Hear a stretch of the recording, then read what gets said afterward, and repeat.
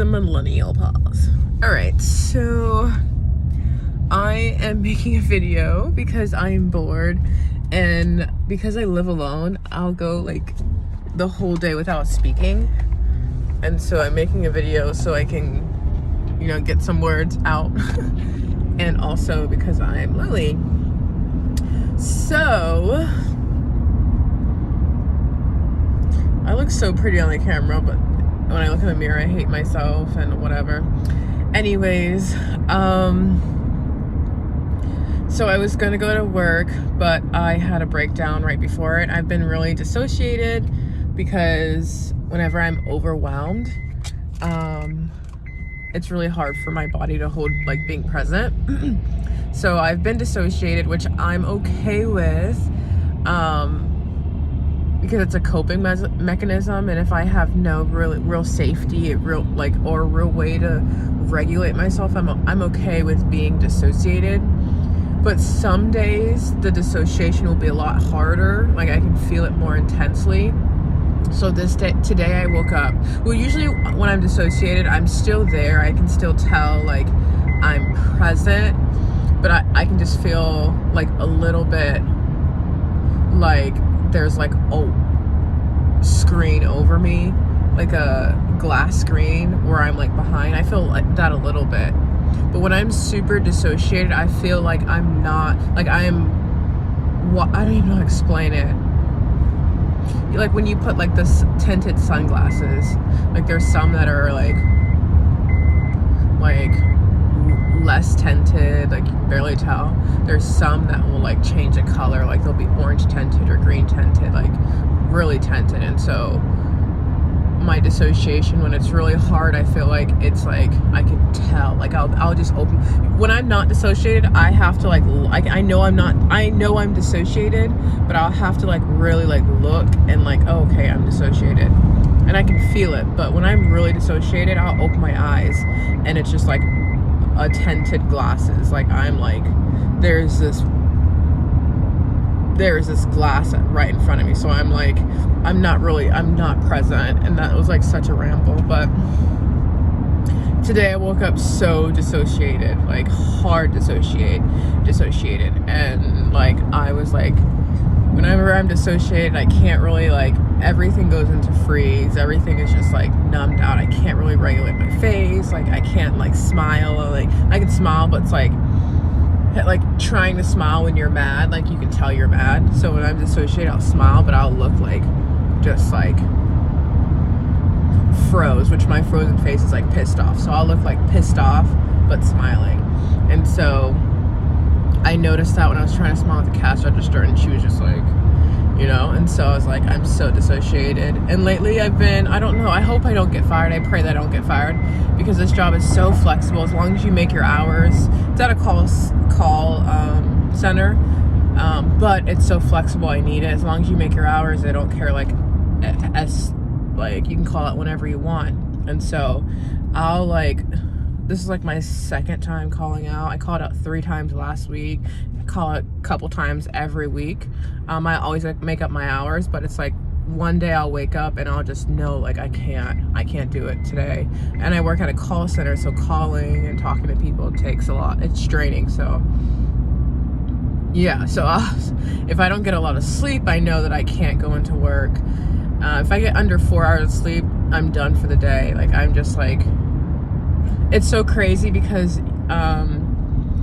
whenever a baby, like they're just acting up, and you're like, what's wrong? Well, he didn't get a lot of sleep. Like they just act up. And I'm the same way. If I don't get a lot of sleep, I will just like, I just emotionally like explosive. Like I just act up. And so like, yeah, whenever, like if I get less than 4 hours of sleep, I'm calling out and just relaxing all day.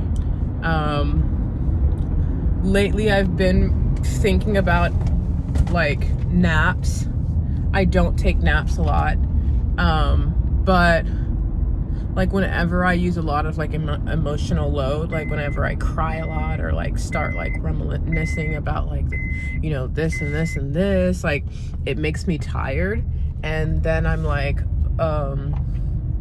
I feel like I need to take a nap. But then like, growing up, there's like, don't take a nap or you won't sleep, well tonight. So like I try not to take naps, but I feel like naps are like really something I should start doing for my mental health. Oh, that feels so well. That feels amazing. But it's like, it's really hard just because I work. And so like naps are like not a necessity, but it's just something I know will help with my mental health. So it's a little hard. Oh my gosh, oh my gosh, oh my gosh, oh my gosh, oh my gosh. I'm so sorry. I'm sorry.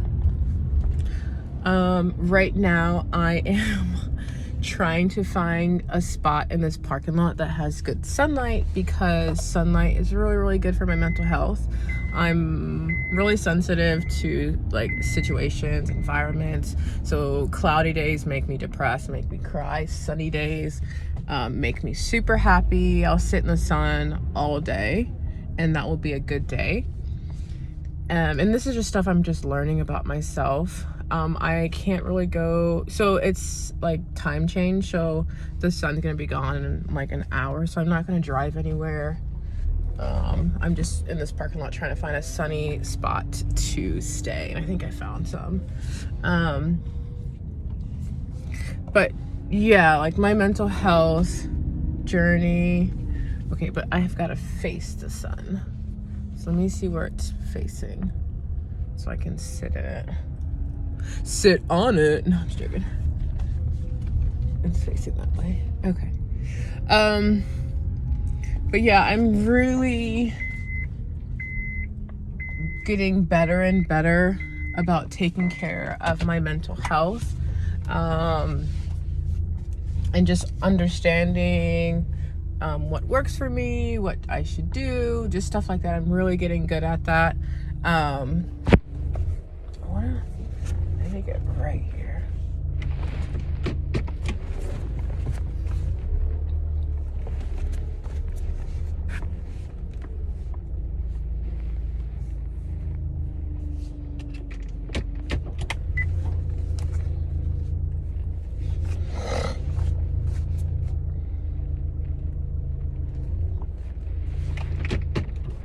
I'm gonna have to sit slantedly. It's okay. That's just not work. Okay. I'm really getting good at like figuring out more and more stuff to do for my mental health, so that's good. I have bad mental health, bad. And like my mental health, I've started healing. It's been like a year and a half, but the healing is like a process. And at first when you start, you don't feel like, you don't see the change externally.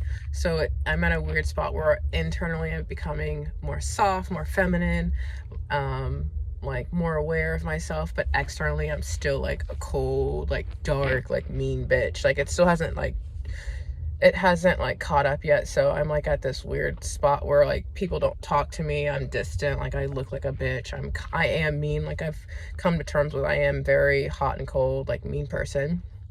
But I know that someone who doesn't care about how people see them and hurting people and being mean are like the actual mean people, and people that do care are not. It's just because of circumstances. So I do care, and I don't want to be like rude and cruel and mean. I'm not saying I'm cruel, but I don't want to be like a standoffish, hot, cold, like I'll talk to you when I talk to you. So I understand that it's circumstantial, and like I've been in survival mode my whole life, and I am unstable financially, mentally, like physically. And so whenever you're unstable and you're in survival mode and you don't have safety, you don't have support, like you're like I have a very, very low energy, like low battery, social battery. I stay at 25%. And like the 5%, it takes, maybe a conversation, and it drains me to low power mode to 20%. And like once I get in low power mode, I start distance myself because I can't handle like just talking. Like it's crazy because like right now I'm so sensitive that eye contact drains me, because when I look at people, we make eye contact, I'm not just looking at you, I'm watching you watch me. So whatever I see in your facial expressions, like I'm like monitoring your face, and that takes so much out of me. It's like when you have a phone and you have 25% and you've got your screen all the way up and you've got music on and you've got all these apps running, it's going to drain you a lot faster. So whenever my brain starts like functioning when it's not supposed to, like when I'm, whenever you make eye contact, that's automatic. Like you shouldn't be thinking about that. You're just looking at someone's eyes. But for me, I make eye contact, but then I have stuff running in the background. Like I'm thinking, like, what is she, like her face expression? I'll monitor her face to see what she's doing. Like if I see like she looks uncomfortable, then I back off. And maybe like she's thinking about something and she made like a quick face expression. That means like that because she's thinking about something else.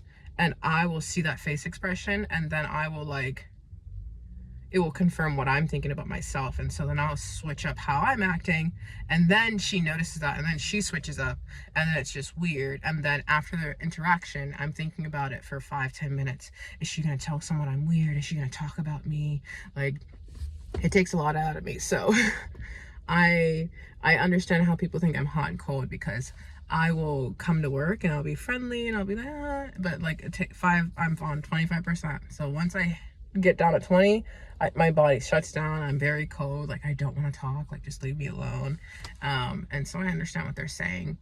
But it's like because of how I am, like how I live, my nervous system, my battery can never be at 100%, because I don't have a lifestyle that charges my battery past 25%. So I understand why I am like I am, it's not an excuse, because I don't want to be like that. But I understand now, and how like I'm always like the common denominator in these situations. Like I'm so like dominant and blunt and rude and so distant, and I'm like I see where, because once I hit it, like I don't like, I'll shut down.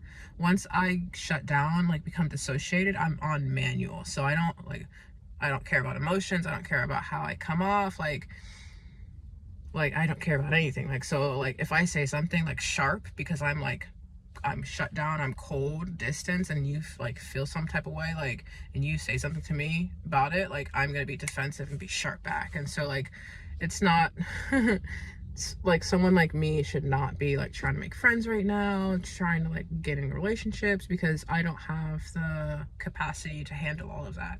And like I'm happy that I learned that about myself, and like I am growing as slow as I can. I'm starting to feel better. So June, I like explain it. So I've been healing, but I've been healing like just at a traditional slow rate.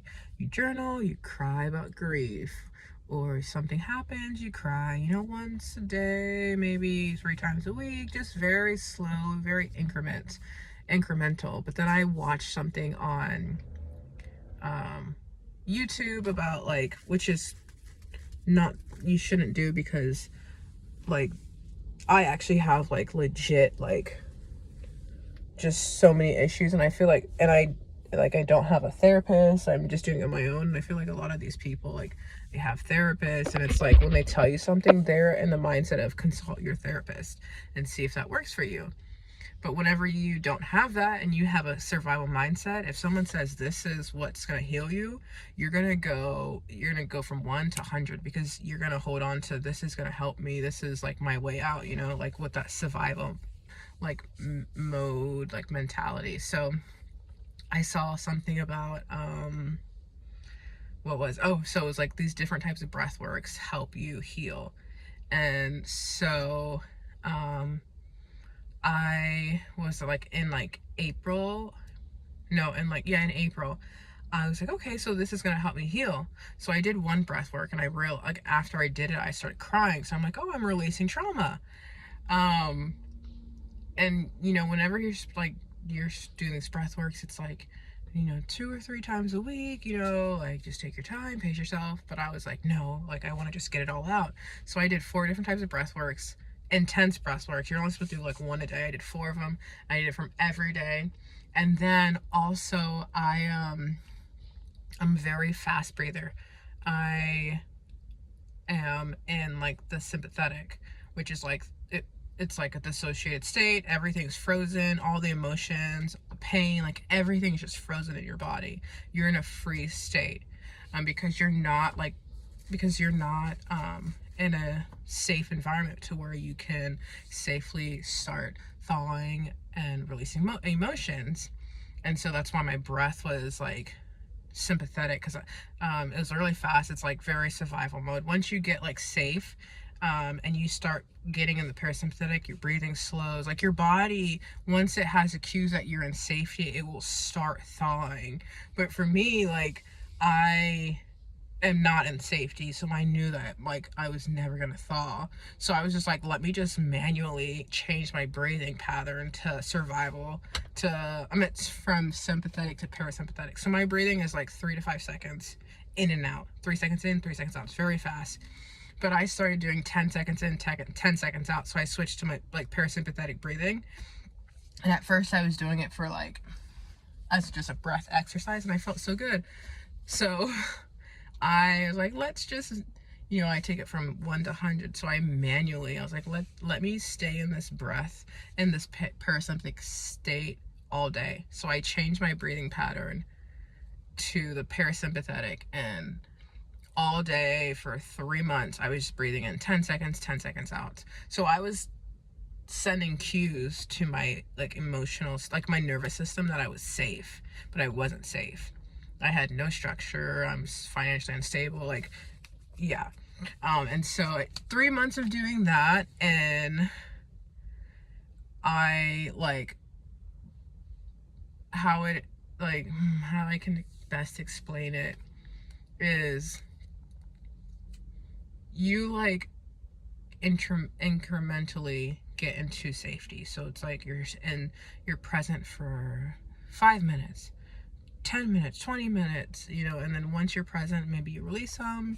Like it's very incremental. So you'll like hop into the state and then go back, and hop longer, then go back. But I like doing my breath work, like literally just put myself into the state, like pretty much blasted open all my barriers, like thawed myself, and so all of my emotions all at once just started pouring out, and I started flooding.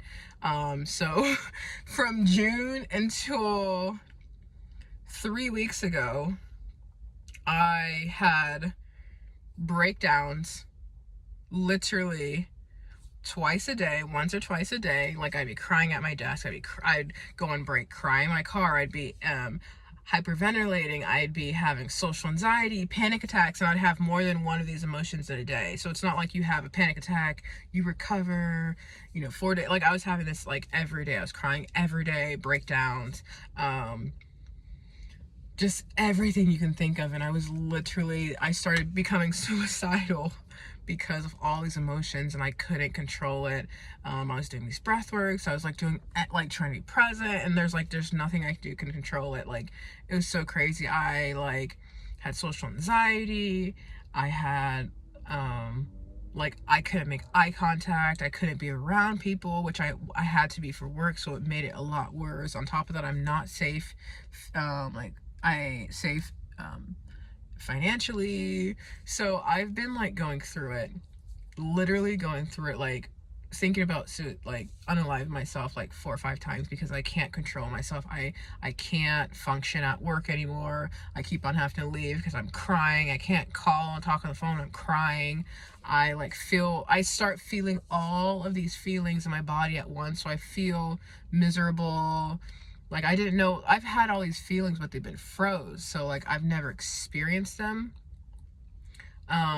So all of the hurt, the pain, like everything has been frozen in my body. So it's all coming out at once. So one day I feel loneliness for the first time. I feel sadness. I feel resignation. Like I did a video like when it first started happening. I'm like, oh, so I had this feeling I just named, and then like because I have to, okay, so also whenever I'm having these feelings for the first time, I don't have like emotional vocabulary. So my body, when I'm having these feelings, is like telling me what this feeling is. So when the first time I had sadness, I felt like a blanket of sadness over me. I didn't know what the feeling was, and then my brain was like, "This is sadness," um, and so I have to go through all these feelings and name them. So now I know what these feelings are.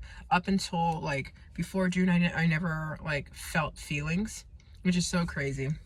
But so yeah, I had sadness, resignation, loneliness, depression. Which resignation was actually the hardest one. I don't know why I cried the most about that.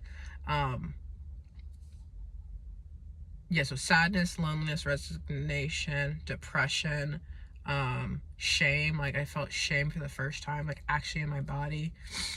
Um, so many like that I was naming, but I'd have like 4 or 5 emotions in the same day, and then like on top of that, I'd have the breakdown, and then I learned that I was fragmented.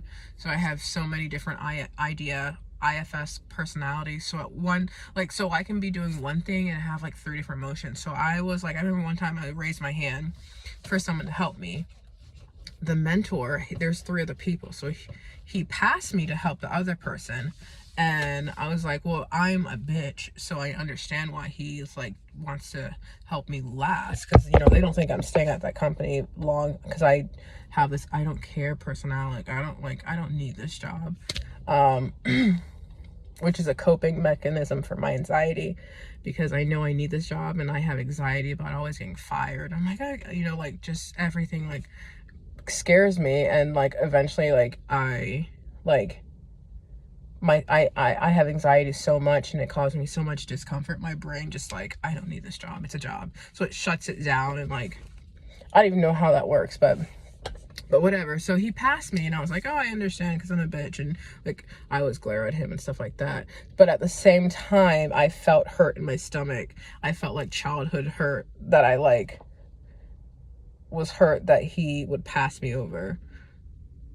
And then it's like I was like, I felt like mirroring for the first time. So like I started feeling like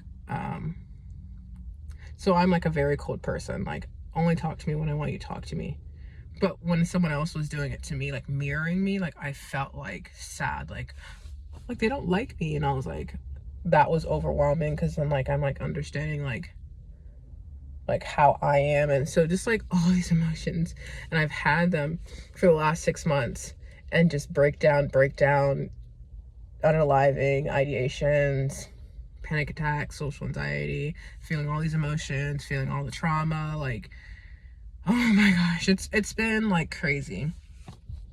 And this is all because I did the breath work, those intense breath works, all at the same time, versus pace myself, journal, cry about one issue, be done. A couple days later, journal again. Like, instead of doing that, pacing myself, it just all happened at once. So the last 6 months, I like had, oh my gosh, like I still have bad social anxiety. Like I don't like people looking at my face, because I didn't know, I didn't know how to RBF. I didn't know I had a very distinct like mean face. I didn't know that until I started doing this. So once I realized what my face is and how it looks to other people, and like, so I started watching, and like they don't make eye contact, they, I'm not approachable, and then that started freaking me out. So then I'm like, I don't want people to look at my face. So then I would stop going in places where people are, and like, yeah, it's a lot. But if I would have done it like incrementally, I would have been like 3-4 years in, and still like slowly like releasing stuff. Like I wouldn't even touch the surface of what I did in 6 months. And then on top of that, I was doing ketamine, and ketamine like opens pathways in your brain. So during the session, I was crying. After the session, I was crying. I was sensitive. Like the very next day, I couldn't be in public. I had like it's like reset my nervous system. So like I have social anxiety, like where I can't look at people, and like I don't want them like be around them. It like freaks me out. I get like hot flashes, and then I get used to being around people. but with the ketamine, like it would like reset every time I take it. So it's like every time I take it the next day, I would like everything was reset. Like I don't want to be around people, I'm scared, whatever. So I've done so much crap in the last 6 months. It's crazy. And so I was like, I started getting like hard depression. Like I don't understand. I've never had depression this hard. Like it feels like the heaviest depression I've ever had. And I realized the reason why is because all of these emotions, my body can't keep up. So my brain's processing the emotions really fast and my body can't keep up. And another long story, but I learned to like name my emotions in my brain. Whenever you're healing, you don't want to like name emotions and like think it through. You just want to feel it. But I learned how to think it. So I healed it all in my body, in my head first. And then what happened is like I would feel something and then I was like so obsessed with knowing what I'm feeling. So I'm like, oh, this is sadness. Well, eventually, whenever I would name it, my body would then like feel sadness. So I'd make myself sad. And then like I'd be like, oh, this is depression. Oh, this is because I watched a video. That's why I'm not watching more videos, but I watched a video of like how you heal is like you feel it, you feel the trauma, and then you just let it go through you. And so I interpret that as like I feel sadness. I need to know this is sadness and then just release it. Well, whenever I felt sadness, I would, process my brain. Then my brain would make my body sad. And then I couldn't get out, like I couldn't like release it to process it. I would just be sad. And then so I'd be sad. And because of like the state I'm in right now, I'll have like 6 or 7 emotions in like 30 minutes. So I'd have sadness and I'd feel something else is depression. This is this and this and this. Sometimes it wasn't even that emotion, but my brain would like this is this and this, and then I'd feel it. So I'd have all these emotions that I'm feeling and not releasing. And so I became like super depressed. So having a lot of breakdowns, and like people at work think I'm like legit psychopath. Like they're like, this girl is the meanest girl ever. And I'm like, I really can't even respond to that. But I realized the mistake, and so I'm taking like a whole month, because pretty much what I did is I destabilized my whole body. And so like I was like not being able to function correctly, because when you're emotionally disabled, like you start being physically disabled, and like just everything, it just all connects. And so I destabilized my body emotionally, and on top of that, like I don't have like support, safety, like I'm still in survival mode. So I did the worst thing you can do. But so pretty much what am doing now is I have to stabilize myself. So for the next month, I can't do any journal, any breath work, any type of like healing, and I just gotta focus on being present. So that's what I'm doing. And I had a really good day yesterday. I'm starting to feel better. I still have like breakdowns. Like today I had a breakdown. I couldn't go to work. I was crying in my bed, but I recovered really fast. And like I'm working on shutting my brain off, because I recovered fast because I wasn't like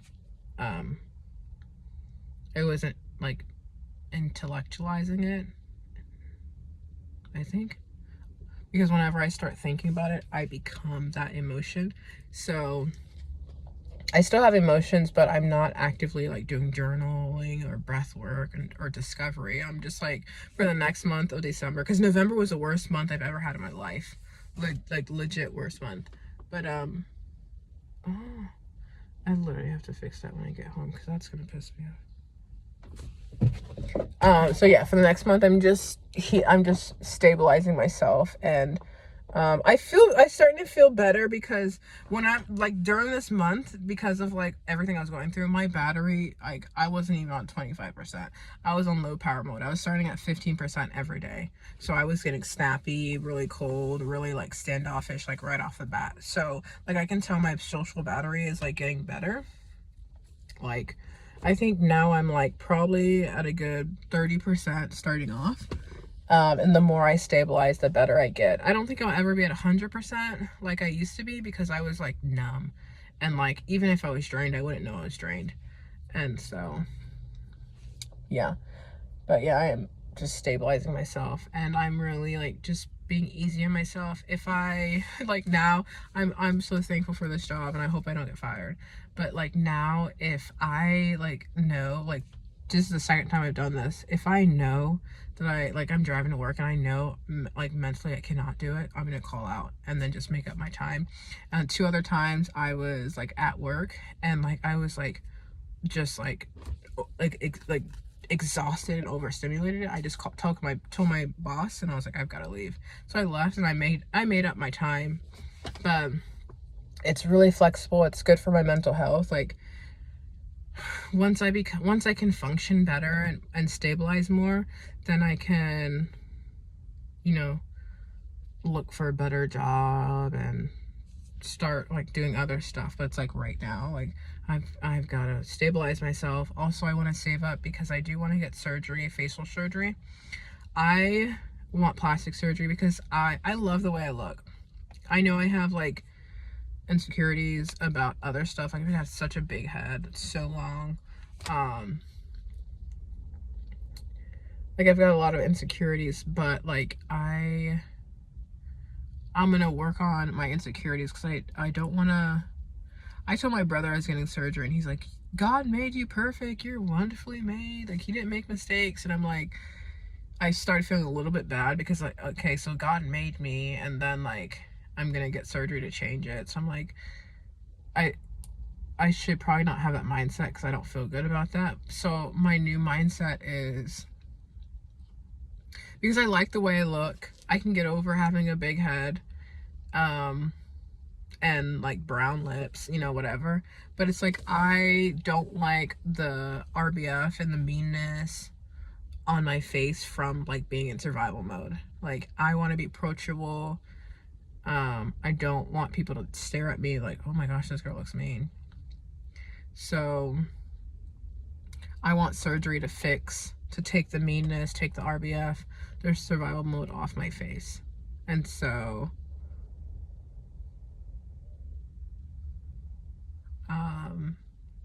I want, so everything, like the surgeries I'm getting is so my face, like, just so I don't look mean. So whenever I have my eyes down, like, I look like I'm like glaring at you. So I want like eyebrow lift, and then I want cheekbones so that I can look like I'm smiling. And then I do want like a nose job, because I have like such a prominent nose, it takes up my face. So I think I'm just going to like just make it smaller. I still want an ethnic nose. I don't want like button nose or stuff like that. But I'm like, if I have what I want in mind. Like, I want like one of these nose, but like everything's smaller. But I'm like, if I like go with too much, I feel like they're gonna mess up. So I'm just like, let me. Oh, that's gonna piss me off. I'm good at 5 head. Like, let me just get it smaller.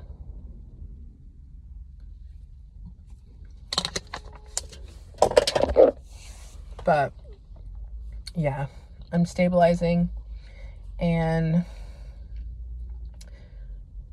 from June to December has been, well, December hasn't happened, but it's still like, I know like the last 6 months of this year has been the worst of my life. Actually, this year has been the worst of my life because of mental health and stuff like that. So I'm like, I'm not making resolutions. I'm just going to keep on healing. But I am so happy that I got so much of that healing. Like, I literally was praying. I was like, Lord, let me accelerate my healing. And I've done it. Like, what I did in 6 months,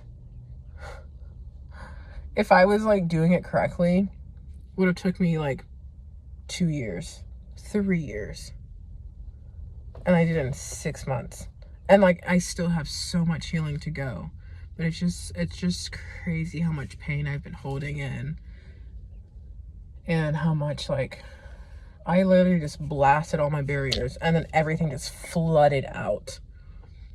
And then like I'm like, you know, putting the barriers back in place to keep all these other emotions from flooding out, but I still have to like work on them, so I still have a lot more to go. But I'm so happy that I did like all of this, even though it was terrible. And like I couldn't, oh my gosh, when I started working at this job, I couldn't make eye contact. Eye contact scared me in my stomach. Like when you get in trouble and you get scared in the pit of your stomach, that's what eye contact did. And so like my coworkers, we did like a 2-week training class, and they would look at me and I'd look away. Like I wouldn't make eye contact. And then like whenever like, first of all, I already have a mean face, but whenever like I'm like in emotional turmoil, like you'll see it. Like I look angry. Usually my base is like pissed, but if I'm like scanning like emotional turmoil, I'm angry. So I'm not making eye contact, and then I have an angry face because I'm in a classroom with all these people, and like all of my alarms are going off because I'm around people. Eye contact, like I'm scared in my stomach. All these like new emotions are coming. Like literally, I remember like a couple days like I went home early, and on the drive home I was crying and like having a panic attack. Like it and they still hate me there. Like everyone there hates me. Like it they think legit think I'm a serial killer, because I'm not like this when I'm in there. When I'm in there, I'm like I'm like scanning because I'm around people. So I have like this angry face. They say attitude, like my face has an attitude on it. I look like I have an attitude. That's what they say. That's what black people say. And then on top of that, I'm not really around black people a lot. Well, I'm around suburban black. I'm not around like ghetto black. I don't know. I'm around suburban black, so there's a different vibe around black suburbia. Like they're more like, I don't know. Around like ghetto black people, like it's definitely like common to be like, they're gonna beat me up, like I don't know, like there's so many girls, like a couple girls there like so that they wanted to fight me. Like I heard them say it. I'm like, I've never even spoke to this girl before, but this girl is this girl's friend. This girl got like and this is why another thing, I don't make eye contact, because my face, like I look angry there, because I'm on guard. So when I look at someone and we make eye contact, they think I'm glaring at them. So what, like, I guess like that's a signal. So I looked at this girl and I looked away. She thought I was glaring at her. She told her friend. Now her friend wants to beat me up, and I hear her friend talking about she thinks she's the only one here. I'm gonna fight her. Like I hear the friend saying that about me, and I was like, I've never met the friend. So that's like a lot of stuff like I have to deal with, you know, being at this job. But this job is really flexible. As long as I make my hours, I'm fine. So it's like I have to stay there. And then on top of that, this job has actually been very humbling, because I've never been in an atmosphere where I wasn't the tough one. Like I was never like a bully or anything like that, but I knew that no one could like speak to me. Like I was like cocky kind of, but not really. Like I was still like friendly, but I was never scared of anything, because I was always the strongest, like physically. Like I don't know how to explain that, but at this place I'm like the weakest one, like because I don't fight. So at this place I'm like, if I do something wrong, they're gonna fight me. They're gonna like throw a rock through my car. So it's just like it's a very humbling experience. Like the first, like I thank God, honestly, because I think the proud, they eventually get humbled. And so I'm like, I'm really glad that this place like really humbled me before, like, you know, I get embarrassed, someone pulls my wig off, like before something like really happens. So I'm like, this place really, really humbled me. And like even with my looks, like I didn't realize how different I look. I didn't know I didn't look like full black, because like and I don't act black, but it's like all the people there, they think I'm mixed and like bougie and rich. They think I'm mixed and rich.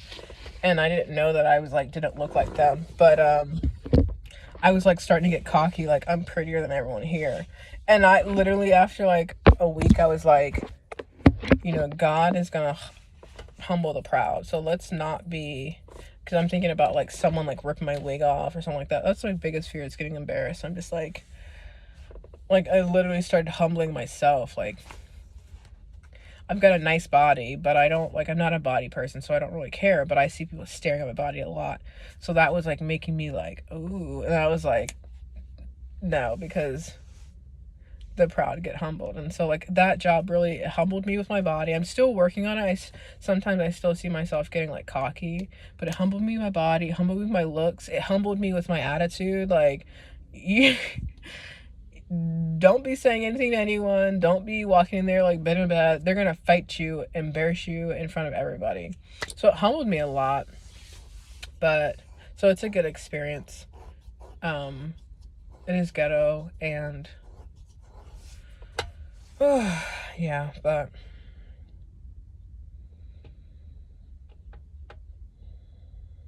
I hope I can stay there as long as I can, just because I don't, at right now, I cannot work a real job. I can't be like physically like around people. It drains me.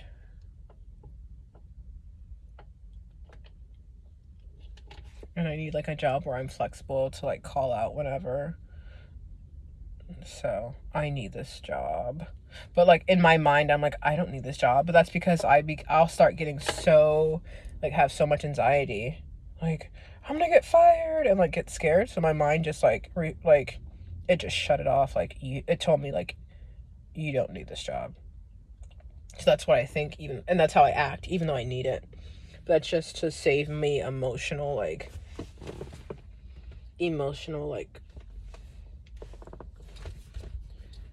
I don't even know what to say. I don't understand how my ears get so dirty. And I clean. Well, I don't clean them that much, but still. Also, like, my happy ever after is me stable, being beautiful, and learning to be my best friend, and being present. Like, I don't want to work. I want to like be present, be stable, be my best friend, like not have to like have friends to like have a good life, to have such a good relationship with myself. I don't want kids. I don't want the responsibility. I don't want a husband. I don't, like, a lot of times I get lonely, like I get touched, touch starved, where I'm like, I've not had a hug or have like anyone near me and like, oh wow, and like that really like sometimes I'm like, I really want a relationship, but it's like, I don't want the drama. And like, I'm on YouTube, Instagram a lot, and I'm watching all these videos of all these older ladies. They all say the same thing: don't get married, don't have kids. And I'm just like, I've got 5 siblings. My brother wants 7 kids. You know, my sister did want 8, but she doesn't want that anymore. But it's like, we'll have enough grandkids. Like, I won't ever get lonely. I'll have kids. If not, maybe I'll adopt one day. But it's like, I don't want kids. I don't want a husband. Like, I just want to be happy and present and just live a good, happy life. I don't want to be in survival mode. I want to be out of survival mode. I want to be out of survivor mode, and I want to be present. So that's something I can definitely work on in my 20s, close out my 20s, and then start my 30s and my 40s being just happy and all that. It's like less pressure when, you know, you're not like, I need a career, I need a husband, kids, house. Like, it's less pressure. So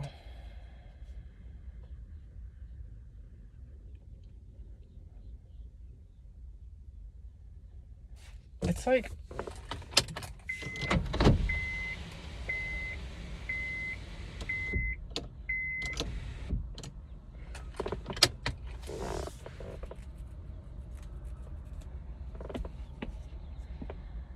I don't know. Anyways.